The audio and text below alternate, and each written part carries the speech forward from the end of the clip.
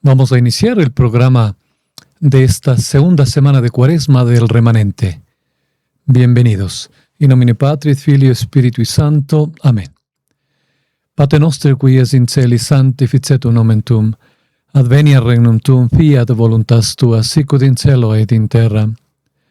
Panem nostrum quotidianum da nobis hodie, et dimitte nobis debita nostra, sicut a nos dimittimus debitoribus nostris, et ne nos inducas in tentationem, sed libera nos a malo. Amén. Ave Maria, gratia plena Dominus tecum, benedicta tui mulieribus, et benedictus fructus ventris tui, Iesus. Sancta Maria, Mater Dei, ora pro nobis peccatoribus, nunc et in hora mortis nostre. Amén. Gloria Patri et Filio et Spiritui Sancto, sicut erat in principio nunc et semper, et in saecula saeculorum. Amén. Sancte Micaele Arcangelo, defende-nos in proelio contra nequitiam et insidias diaboli est oppressidium, impere dili Deus supplices deprecamur, tuque princeps militias celestis, Satana maliosque spiritus malignos, cuia perditionem animarum pervagantur in mundo, divina virtude in inferno detrude.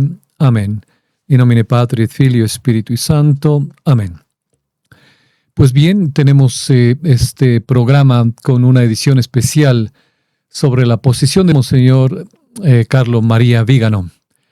Realmente el único que tiene las agallas y el ser católico para expresar, no es lo que él piensa, sino lo que la Iglesia siempre ha enseñado en estos momentos tan tumultuosos, tan confusos para muchos, y es necesario pues que revisemos lo que él nos acaba de enviar.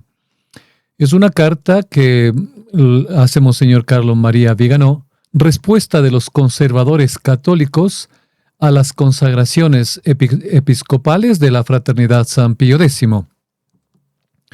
Es lo que tenemos aquí en pantalla, es la carta que él emitió en su sitio y que tenemos que darlo obviamente a conocer, que es de suma importancia. Ustedes aquí van a entender la posición de la Iglesia y qué es lo que está sucediendo. Él empieza esta carta con la declaración del cardenal Müller. Dice textualmente, el 21 de febrero en cat.net, el cardenal Gerhard Ludwig Müller comentó sobre la decisión de la Fraternidad Sacerdotal San Pío X de proceder con las consagraciones episcopales sin mandato pontificio, después de que el prefecto del Dicasterio para la Doctrina de la Fe reiterara al superior general, padre Davide Pagliarani, el veto de la Santa Sede a la concesión del mandato y su falta de apertura a cualquier revisión de los textos del Concilio Vaticano II, que la fraternidad considera, con razón, heterodoxos. En su artículo, es un artículo que luego lo colocaremos el nombre en alemán, el cardenal alemán afirma que proceder sin un mandato pontificio constituye una herida objetiva a la unidad visible de la Iglesia.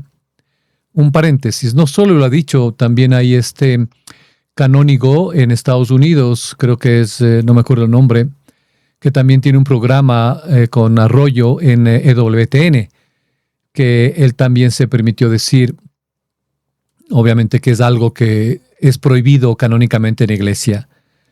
Y vamos a ver que no es así. Continuamos con la carta de Monseñor Vigano. Entonces dice, constituye una herida objetiva a la unidad de la Iglesia, a la unidad visible de la Iglesia. No una mera desobediencia administrativa, sino un acto que socava la autoridad papal en sus cimientos. Enfatiza que ningún obispo puede consagrar contra la voluntad del sucesor de Pedro. Müller insiste en el reconocimiento de la autoridad papal no solo en teoría, sino también en la práctica, sin condiciones, afirmando que la Fraternidad Sacerdotal San Pío X debe someterse al magisterio de la Iglesia para ejercer una influencia positiva en la historia eclesial. El ex prefecto del antiguo Santo Oficio escribió: la única solución posible en conciencia ante Dios es que la Fraternidad San Pío X, con sus obispos, sacerdotes y laicos, reconozcan no solo en teoría, sino también en la práctica a nuestro Santo Padre León XIV, como el Papa legítimo y se someta sin condiciones previas a su autoridad doctrinal y primacía de jurisdicción. Entonces también se podría encontrar una solución justa para su estatutos canónico, por ejemplo, dotando a su prelado con jurisdicción ordinaria para la fraternidad, directamente subordinado al Papa, quizás sin la mediación de una oficina de la curia. Continúa el documento con la declaración de Sara. Dice, declaración de Sara, del cardenal Sara. Al día siguiente, 22 de febrero, en un artículo publicado en Le Journal du Dimanche, el cardenal Robert Sara reiteró su llamado a la unidad en la Iglesia, expresando profunda preocupación por el posible cisma que amenaza con fractura la unidad de la Iglesia. Enfatizó que la verdadera comunión eclesial debe basarse en la obediencia al Papa y la adhesión al magisterio. Sus palabras no dan lugar a equívocos. Por lo tanto, deseo expresar mi profunda preocupación y profunda tristeza al enterarme del anuncio de la Fraternidad Sacerdotal San Pío X, fundada por el arzobispo Lefebvre, de que procederá a las ordenaciones episcopales sin mandato pontificio. Se nos dice que esta decisión de desobedecer la ley de la Iglesia está motivada por la ley suprema de la salvación de las almas, Suprema Lex Salus Animarum. Pero la salvación es Cristo y solo se da en la Iglesia. ¿Cómo podemos pretender guiar a las almas a la salvación por caminos distintos a los que Él mismo nos ha indicado? Desear la salvación de las almas significa desgarrar el cuerpo místico de Cristo de forma quizás irreversible. ¿Cuántas almas podrían estar en peligro de perderse por esta nueva laceración? ¿No es una traición a la tradición refugiarse en medios humanos para mantener nuestras obras por buenas que sean? Continúa el documento. Declaración de Burke. Además, el cardenal Raymond Leo Burke, quien no parece querer tomar posición pública sobre las consagraciones anunciadas, declaró en 2017 que, en su opinión, la Fraternidad Sacerdotal San Pío X se encuentra en estado de cisma desde 1988. Aquí a continuación el documento de Monseñor Burke. A pesar de los diversos argumentos en torno a la cuestión, lo cierto es que la Fraternidad Sacerdotal San Pío X se encuentra en estado de cisma desde que el difunto arzobispo Marcel Lefebvre ordenó a 4 obispos sin el mandato del romano pontífice. Por lo tanto, no es legítimo asistir a misa ni recibir los sacramentos en una iglesia bajo la dirección de la Fraternidad Sacerdotal San Pío X. Dicho esto, parte de la confusión general en la Iglesia también se ha reflejado en esta cuestión, ya que el Santo Padre ha otorgado a los sacerdotes de la Fraternidad Sacerdotal San Pío X la facultad de celebrar matrimonios válidos, lícita y válidamente. Pero no existe una explicación canónica para ello, y se trata simplemente de una anomalía. Hasta ahí el documento que menciona Monseñor Viganó de lo que expresó Monseñor Burke. Continúa Monseñor Viganó. Dice, una oposición controlada. Las declaraciones de los cardenales Müller, Sara y Burke pueden considerarse un ejemplo paradigmático de la oposición de Su Majestad. En el contexto eclesiástico católico, tomando prestado el concepto del sistema parlamentario británico, donde la oposición critica las políticas del gobierno de turno, manteniendo al mismo tiempo una lealtad absoluta a la corona y sus instituciones. Esta oposición demostró su absoluta inutilidad con las dubia presentadas respecto a los errores de Amores Laetitia, que fueron completamente ignorados por Bergoglio, quien no dejó de burlarse y humillar a los cardenales firmantes. Los miembros de la tríada conservadora comparten varios elementos que demuestran su absoluta inconsciencia con los principios que dicen defender. Los tres aceptan las actas del Concilio Vaticano II y el magisterio postconciliar sine glossa. Los tres celebran el Vetus Ordo y el Novus Ordo con indiferencia, considerándolos legítimos y relegando las cuestiones litúrgicas a meros asuntos de sensibilidad personal. Los tres, a pesar de criticarlo, se adhieren al camino sinodal por obediencia al Papa, y Müller participó activamente en las reuniones del Sínodo sobre la sinodalidad tanto en 2003 como en 2024, como miembro con derecho a voto designado directamente por Bergoglio. Los tres reconocen la colegialidad episcopal, el ecumenismo, la libertad religiosa, la Declaración de Abu Dhabi y, en general, todas las leyes, incluso las más controvertidas, emitidas por los dicasterios romanos. Los tres criticaron la fiducia supplicans, pero no exigieron su revocación.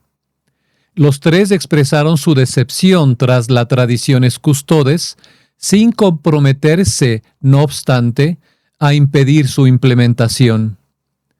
Ninguno de los tres me ofreció una sola palabra de apoyo, ni antes ni después de la farsa de los procedimientos canónicos que condujeron a mi excomunión, entre comillas, por cisma. Los tres, en resumen, son ratzingerianos convencidos y partidarios de esa variante eclesial del proceso dialéctico hegeliano, según la cual supuestamente es posible reconciliar la tesis de la ortodoxia católica y la antítesis de la herejía modernista dentro de la síntesis conciliar. Finalmente, los tres reconocen a Víctor Manuel Fernández como legítimo prefecto del dicasterio para la doctrina de la fe, a pesar de su actividad literaria como pornógrafo y hereje. Tampoco se sabe que hayan solicitado su dimisión tras el escándalo de Bésame con tu boca y la pasión mística. Las contradicciones de los tres cardenales, en resumen, no parece que los cardenales de la triada conservadora, Müller, Sara y Burke, puedan aspirar a ser defensores de la ortodoxia católica, ya que ellos mismos son firmes defensores del Vaticano II, sus desviaciones y su liturgia, Pavens Heresim. Si alguna vez han reformado sus puntos de vista, no está claro que se hayan retractado públicamente de sus errores, sino que parece más bien que simplemente intentan conciliar tesis opuestas e irreconciliables en aras de una vida tranquila o en nombre de una pseudo-unidad de la Iglesia que ignora la profesión ininterrumpida de la misma fe, ocultando las divergencias obvias para no tener que extraer las conclusiones necesarias de sus pruebas. Su afirmación de que no hay ruptura entre los períodos preconciliar y postconciliar simplemente plantea la cuestión, carece de fundamento y contradice la realidad de una crisis devastadora, pero resulta coherente con la hermenéutica de la continuidad de Benedicto XVI, influenciada por la educación hegeliana del teólogo alemán.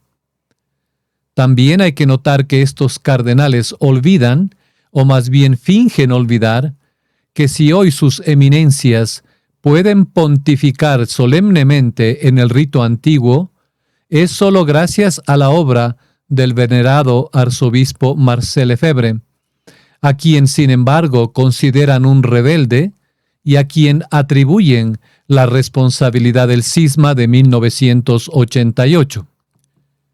Ahora bien, sin las consagraciones de Cone, Juan Pablo II nunca habría emitido el motu propio Ecclesia Dei, aflicta, que pretendía traer de vuelta al redil conciliar a los clérigos de la Fraternidad San Pío X, algunos de los cuales se unieron a sociedades de vida apostólica reconocidas por la Santa Sede, incluido el Instituto Cristo Rey Sumo Sacerdote, del cual el cardenal estadounidense es patrono y protector.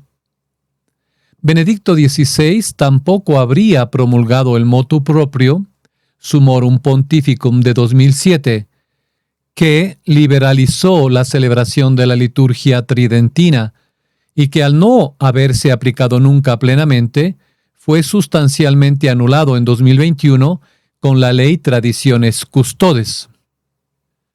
Müller, Sara y Burke constituyen en efecto una oposición controlada.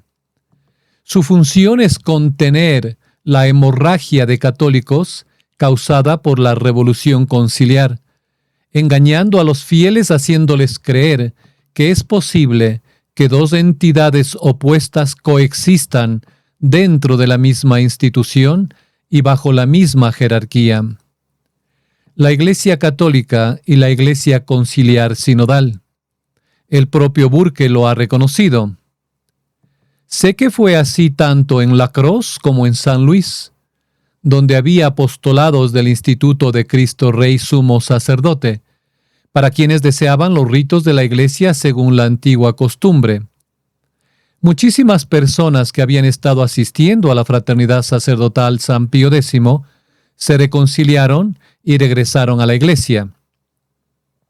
Y digo que sí, en cambio, simplemente asistimos libremente a las misas de la Fraternidad San Pío X y demás que se celebran, ¿qué incentivo les da eso para reconciliarse con la Iglesia?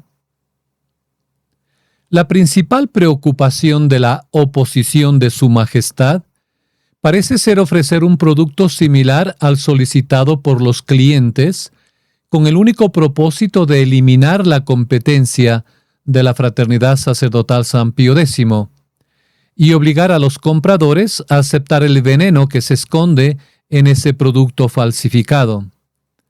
No olvidemos que las antiguas comunidades Ecclesia Dei concilian las celebraciones tridentinas con una predicación que ignora cualquier crítica, no solo al concilio y la reforma litúrgica, sino también a los pontificados de Bergoglio y Prevost. Los clérigos de estos institutos están obligados a participar en las funciones del ordinario local, por ejemplo, concelebrando en la misa crismal del Jueves Santo. Y lo mismo se exige a sus fieles, como en el caso de la administración de las confirmaciones administradas según el nuevo rito montiniano. Por ejemplo, ni los 3 cardenales ni los sacerdotes que los citan han hecho una sola crítica respecto a la escandalosa nota doctrinal Mater Populi Fidelis, que declara siempre inapropiado, entre comillas, el uso de los títulos marianos de mediadora y corredentora. Por lo tanto, es difícil creer que tal oposición, entre comillas, pudiera siquiera plantear la hipótesis de que ocupe el lugar del papel mucho más preciado de la Fraternidad San Pío X, que no se limita a los aspectos coreográficos de la liturgia.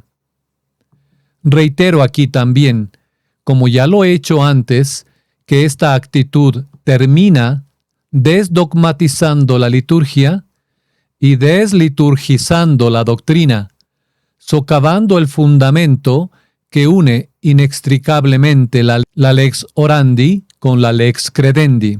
Continúa el documento de Monseñor Viganò. El error fundamental.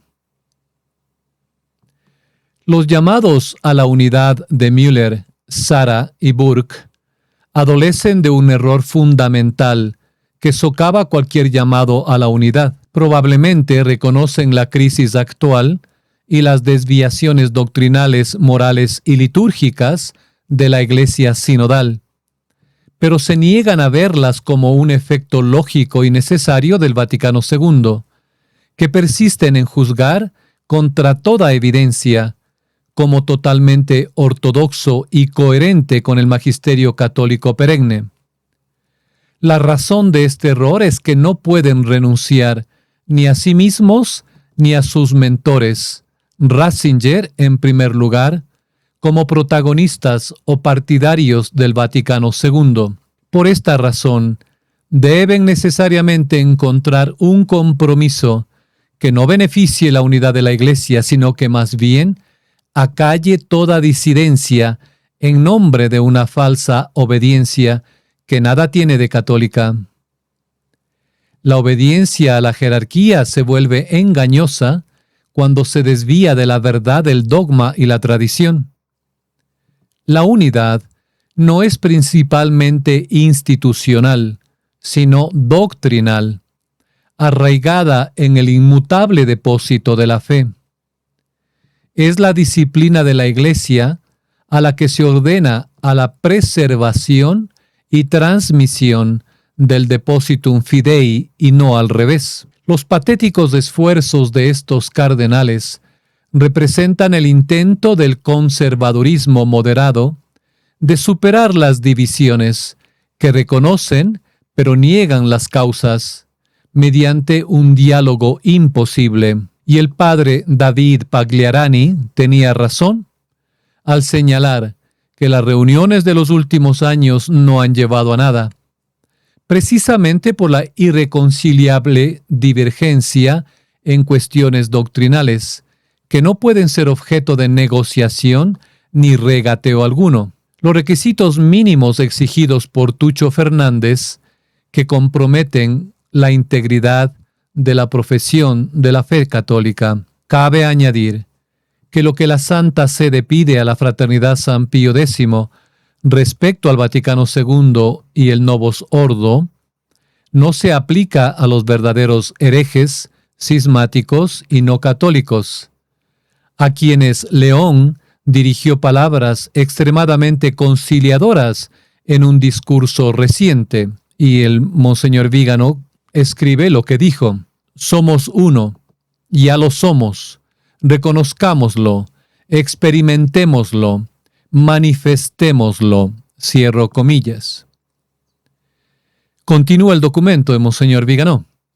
Por lo tanto, sabemos que la Iglesia conciliar y sinodal se considera en comunión con ortodoxos, protestantes y anglicanos de todas las denominaciones, pero no con quienes rechazan el Vaticano II. El ecumenismo y el diálogo se muestran una vez más como instrumentos para la demolición de la Iglesia Católica, y esto no parece ser un problema para los defensores del conservadurismo moderado.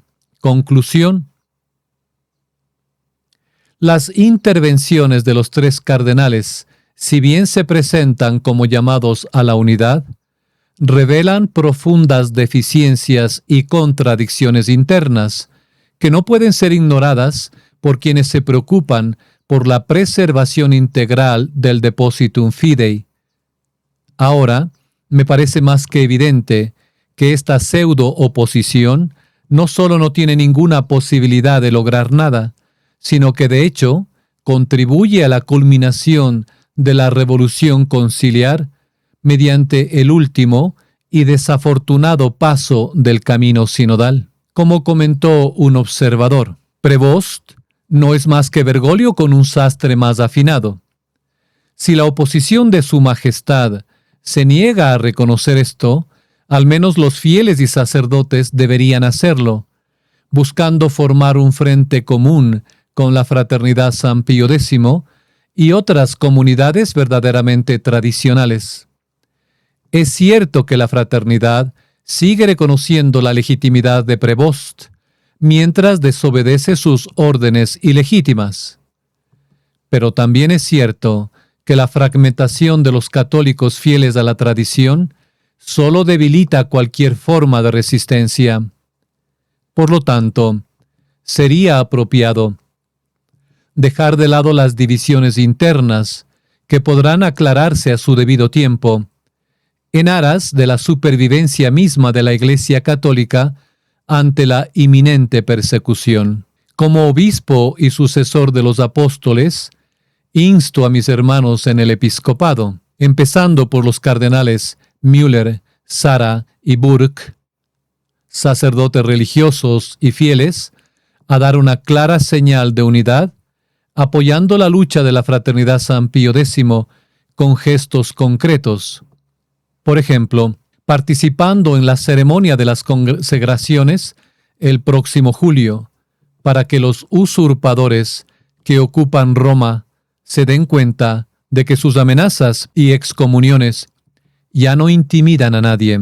Si la batalla debe librarse, que nos encuentre bajo el estandarte de Cristo Rey, y que Nuestra Señora Reina de las Victorias y Mediadora de todas las gracias, a quien los herejes de la Iglesia sinodal pretenden arrebatar los títulos que adornan su corona de gloria como piedras preciosas, nos conceda dejar de lado toda disputa secundaria en nombre de la gloria de Dios, el honor de la Santa Madre Iglesia y la salvación de las almas redimidas por la sangre de Cristo. Firma el documento Carlo María Vigano, arzobispo, 1 de marzo de 2026, Doménica segunda de Cuadragésima. Hay unas notas a este documento que voy a permitirme igual compartir con ustedes que considero importantes. La primera nota discordante dice en el numeral 1, en el currículum del cardenal Müller, se remonta a la década de 1970, cuando tuvo como maestro y amigo al dominico herético Gustavo Gutiérrez, el padre de la teología de la liberación. Este vínculo se materializó en una estrecha colaboración editorial, por ejemplo, cuando Müller y Gutiérrez escribieron conjuntamente el ensayo Dalla parte dei poveri, Teología de la liberación y Teología de la Chiesa, es decir, de la parte de los pobres, Teología de la liberación, Teología de la Iglesia, publicado en Italia por Emi Messaggero en 2013, o en castellano igual, como les acabo de decir, Del lado de los pobres, la Teología de la Liberación, de Orbis Books en el 2015. Como heredero espiritual de dos herejes ultramodernistas como Karl Rahner y Karl Lehmann, en 2002 Müller negó repetidamente el dogma de la transubstanciación según criterios de reinterpretación fenomenológica de la noción de sustancia. Y esto es grave, ¿no? También negó el dogma de la virginidad perpetua de la Santísima Virgen María, es decir, de su integridad física antes, durante y después del nacimiento de nuestro Señor Jesucristo. Por eso en un programa anterior, recordarán, yo les decía, tengo mucha duda, particularmente con todos aquellos arzobispos, obispos con, no digo necesariamente descendencia, pero que han sido formados por alemanes o en Alemania. Es terrible. Y aquí Monseñor Vigano nos está dando, obviamente, la respuesta. ¿Quiénes fueron sus formadores? Y miren, Cardenal Müller negó dos dogmas. Continuamos con las notas. También nos habla Monseñor Vigano de otra referencia, donde dice Monseñor Vigano que Müller expresó su agradecimiento por el documento de Abu Dhabi firmado por Bergoglio con Ahmed Al-Tayeb, gran imán de la Universidad de Al-Azhar en el Cairo. El cardenal afirmó que el documento que postula que la diversidad de religiones es querida por Dios no expresa simplemente una simple opinión privada del Papa. Al contrario, dice, exige un asentimiento de los fieles de ambas religiones que los vincula en conciencia. Paréntesis. Esto es grave, entonces igual, esto es vinculante. Para los que consideran a Prevost como Papa, si no obedecen están en pecado mortal, según esto, ¿no? Entonces tengan entendido la gravedad de todo lo que están diciendo estos cardenales bajo, obviamente, vamos a decir, tras vestidores, porque esto no lo hacen públicamente, lo dicen en su idioma, así que nosotros en castellano no nos enteramos, o en inglés. Si no es por Monseñor Vigano, pues no sabemos de estas declaraciones. Continúa la nota. En 2021, al comentar Tradiciones Custodes, Müller criticó las restricciones a la misa tridentina, pero defendió el Novus Ordo como coherente con la tradición, alineándose con el Sacrosanctum Concilium, que permite la concelebración y el uso de la lengua vernácula. Su defensa del Novus Ordo y de la colegialidad episcopal, teorizada por Lumen Gentium, rompe abiertamente con el magisterio tradicional que privilegia la primacía papal absoluta y la liturgia tridentina. Continúa Monseñor Viganó. ¿Cómo puede Müller invocar la unidad cuando en escritos como Dogmática Católica de 2025 acepta elementos conciliares que denuncié en mi artículo Sinodalidad y Espera Vigilante, Vaticano II, seguro y eficaz? O más bien, ¿es esto una estrategia para adulterar la fe? Esta postura no constituye una oposición leal, sino complicidad con la revolución conciliar, cuya naturaleza subversiva y consecuencias devastadoras para el cuerpo eclesial el cardenal Müller oculta.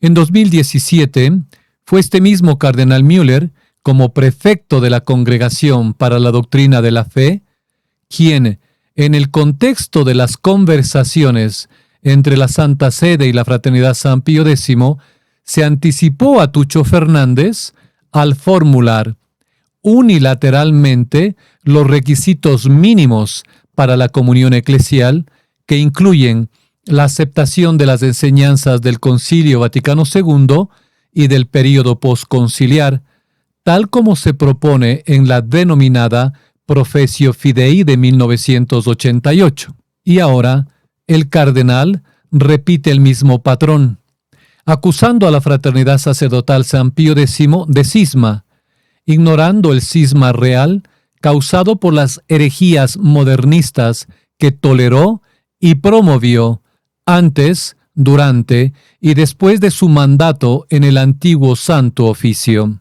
En su libro de 2023, Reformas verdaderas y falsas, ¿qué significa ser católico?, y en declaraciones como la de los últimos días sobre la Fraternidad Sacerdotal San Pío X, el cardenal alemán ha reiterado que el Vaticano II está en continuidad con el Concilio de Trento y el Vaticano I. Paréntesis. ¡Qué terrible mentira! Es que ya no tienen ni vergüenza de repetir unas sandeces, así tengan el gorrito rojo. Esto es inadmisible. Cierro paréntesis. Es que esto realmente es escandaloso. Continúo con la nota de Monseñor Viganó. Asimismo, ha apoyado la colegialidad episcopal de la Lumen Gentium y el ecumenismo de la Unitatis Redemptionis Gratio, en total contradicción con el magisterio tradicional que enfatiza la primacía papal y condena el ecumenismo. A título personal, cabe recordar que hacia el final de mi mandato como nuncio apostólico en Washington, el cardenal Müller me concedió una audiencia en la que le presenté los resultados de una investigación que había realizado sobre la absoluta inadecuación moral de un candidato al episcopado. No obstante, Müller procedió a su ascenso y presidió él mismo la ceremonia de ordenación episcopal. Paréntesis, para que nos demos cuenta que estos son lobos vestidos de ovejas. Y ellos son obviamente los que sacan ahora la cara en contra de lo que es la tradición, porque el ataque no solo es a la Fraternidad Sacerdotal San Pío X, es a toda la tradición de la Iglesia, es a Cristo mismo. Cierro paréntesis. Nota 4. El cardenal Sara se ha convertido en promotor de la llamada Reforma de la Reforma, según la cual sería posible un enriquecimiento mutuo del Vetus Ordo y el Novus Ordo. Pienso, por ejemplo, en la conferencia celebrada en Londres en el verano de 2016, titulada Hacia una auténtica implementación del Sacrosanctum Concilium. También les voy a dejar el link que coloca Monseñor Viganó, en la que el cardenal demuestra su deseo de aplicar los mismos criterios de ingeniería litúrgica adoptados por el Concilium ad exequendam, pero en sentido inverso. Por ejemplo, celebrando el rito reformado coram Deo y ya no coram populo, estos torpes intentos de disfrazar la misa montiniana, aquí, hago paréntesis, se refiere, cuando dice misa montiniana, pues a Pablo VI, Montini, ¿no? Por eso dice misa montiniana, continúo, como misa tridentina. Es decir, estos torpes intentos, dice Monseñor Viganó, en la nota de disfrazar la misa montiniana como misa tridentina, fracasaron miserablemente después de la desaprobación de Bergoglio, y finalmente resultaron en una declaración embarazosa del padre Federico Lombardi. Sigue la nota. También en 2016, el exprefecto de la Congregación para el Culto Divino ratificó añadiendo su firma el decreto con el que Bergoglio permitía a las mujeres participar en el rito del lavatorio de los pies el Jueves Santo, para luego afirmar que las nuevas disposiciones no eran vinculantes, es decir, no nos obligan a obedecer. Continúo. En un artículo de 2017 titulado «La verdadera liturgia es un reflejo del cielo», Sara criticó las innovaciones arbitrarias en el ámbito litúrgico, pero elogió la visión de renovación del Vaticano II, alineándose con la desviación conciliar de una liturgia más accesible y participativa, en contraste con la rigidez preconciliar. En sus escritos, como el libro Catecismo de la Vida Espiritual de 2025, Sara no solo reconoce el Vaticano II y el Novus Ordo, sino que también apoya el ecumenismo y la colegialidad, que se apartan del magisterio católico centrado en la unidad exclusiva en la Iglesia Católica. En 2019, Sara, como prefecto de la Congregación para el Culto Divino, extendió el memorial de la traslación de la Santa Casa de Loreto a la Iglesia Universal, pero cambió su nombre a la Santísima Virgen de Loreto, suprimiendo así cualquier mención del milagro que los modernistas niegan, incluso contra la evidencia científica. Continúa el documento. Ese mismo año, el cardenal participó en la ceremonia de entronización del ídolo infernal de la Pachamama en la Basílica de San Pedro, haciéndose cómplice de un acto de idolatría y de la profanación de la Basílica Vaticana.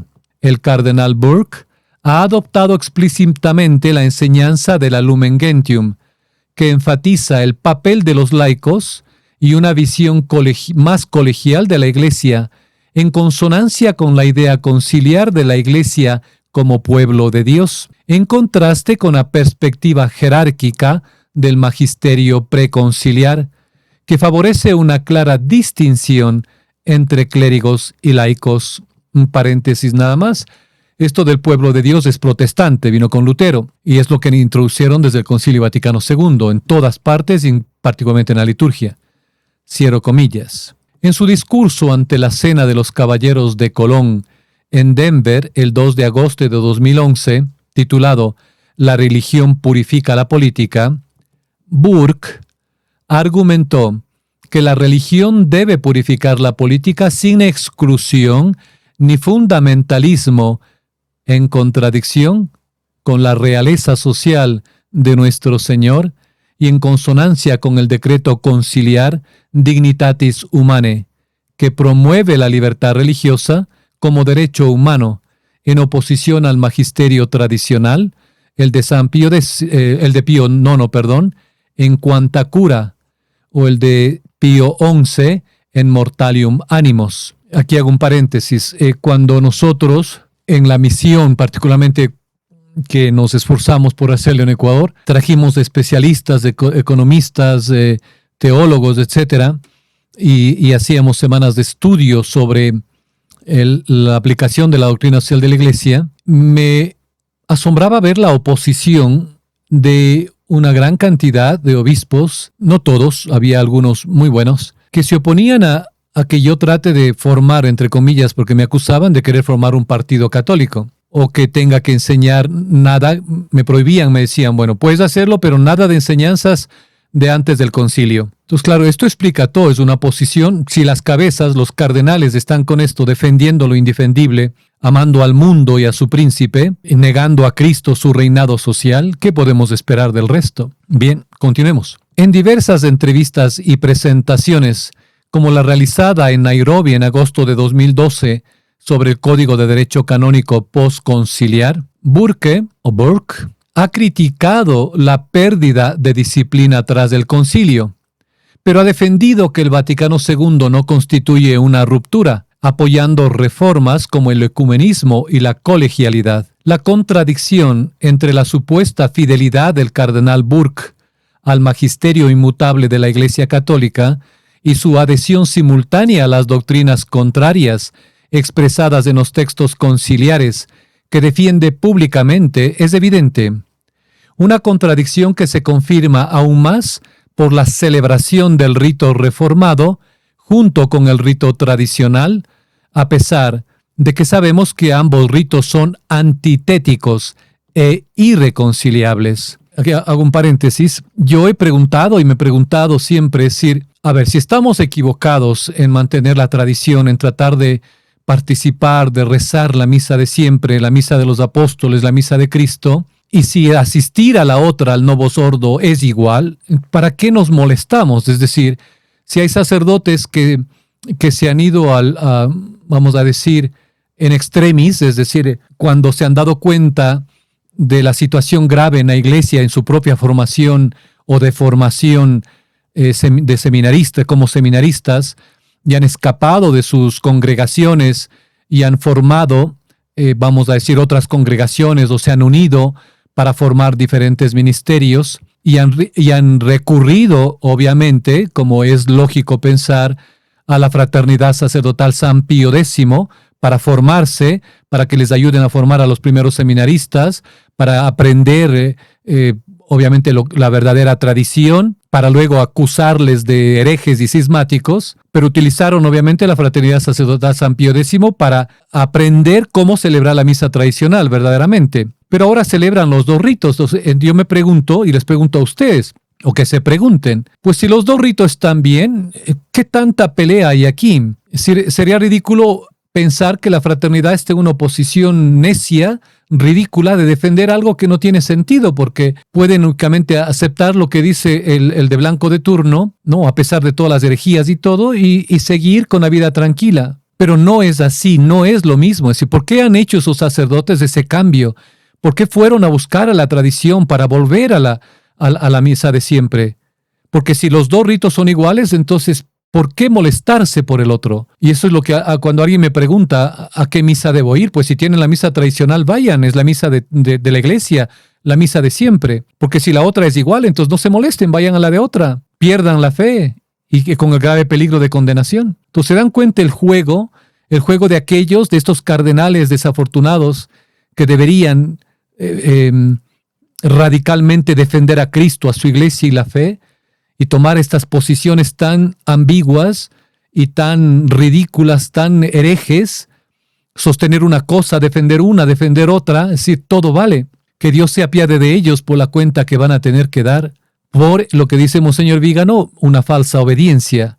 No se puede obedecer al príncipe de este mundo y a Cristo Rey. Entonces, no se puede estar, obviamente, en estas celebraciones porque son antitéticas. El uno es el rito de la misa de siempre y el otro es un nuevo rito, como incluso lo afirmaba Benedicto XVI, un nuevo rito para una nueva iglesia. Bien, continuemos con el documento de las notas de Monseñor Vigano. Para comprender esta analogía, conviene recordar el significado original del término acuñado por John Camp Hobhouse en 1826. Abre comillas, la oposición de su majestad, cierra comillas, donde describe una oposición leal a la corona británica que ejerce una función de supervisión y corrección formal, sin amenazar la estabilidad del sistema constitucional. Trasladado al ámbito eclesiástico, evoca figuras de autoridad que, si bien expresan reservas sobre ciertas orientaciones doctrinales, pastorales o disciplinarias del magisterio papal actual siguen firmemente anclados en el orden postconciliar, incluso ante la grave crisis institucional que afecta directamente a las más altas esferas de la jerarquía.